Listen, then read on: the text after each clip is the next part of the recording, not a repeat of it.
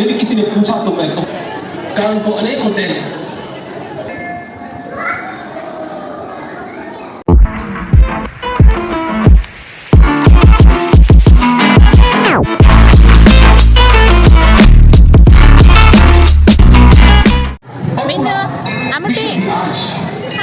हमारे नाम की प्रतिष्ठा से आलोकित होने का पर्व आरंभ हो चुका है।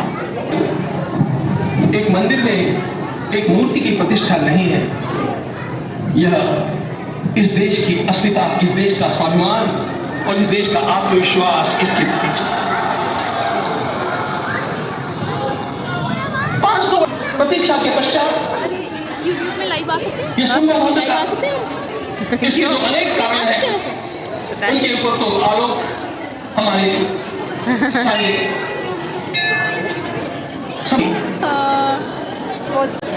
कारण तो अनेक होते हैं, लेकिन अनेक कारण मिलते मिलते आखिर वे एक विशिष्ट स्तर तक पहुंच जाते हैं और उस स्तर पर कोई महापुरुष हम लोगों को उपलब्ध होता है और उस विभूति के कारण युग परिवर्तित हो जाता है।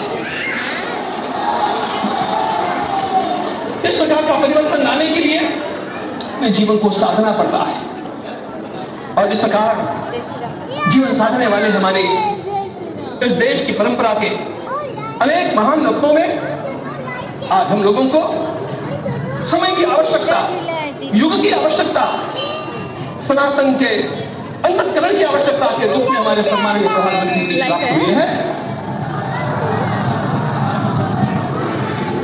यह केवल इस देश का नहीं, यह संपूर्ण विश्व का सौभाग्य है कि आज एक ऐसा राजर्षि हम लोगों को प्राप्त हुआ। आपके मूल हाथों से प्रतिष्ठा होने की बात की, वो स्वाभाविक भी था, वो होना ही था मित्रों। लेकिन मुझे इस बात का आश्चर्य हुआ जब मुझे लगभग 20 दिन पूर्व समाचार मिले कि माननीय प्रधानमंत्री जी को इस प्रतिष्ठा के लिए स्वयं अपने लिए क्या क्या अनुष्ठान करके सिद्ध करना चाहिए स्वयं को। जिस प्रकार का हमारे देश का राजनीतिक माहौल है, कोई भी आकर के किसी भी समय कुछ भी कर्म करके चला जाता है, तो उद्घाटन हो चाहे पौधारोपण हो चाहे कुछ भी हो, लेकिन उसके लिए मैं अपने को सिद्ध करूं प्रकार की भावना कहां होती है? यदि किसी ने पूछा तो मैं कहूंगा कि यहां होती है। भगवान श्री राम की प्रतिष्ठा करनी है। भारतीय जीवनादर्शों के सर्वोच्च आदर्श भगवान श्री राम है और इन समस्त जीवनादर्शों की प्रतिष्ठा करने के समान ही यहाँ की प्रतिष्ठा नहीं है। इसलिए एक महाविभूति को ऐसे लगा कि मैं अपने को मिसा दूं।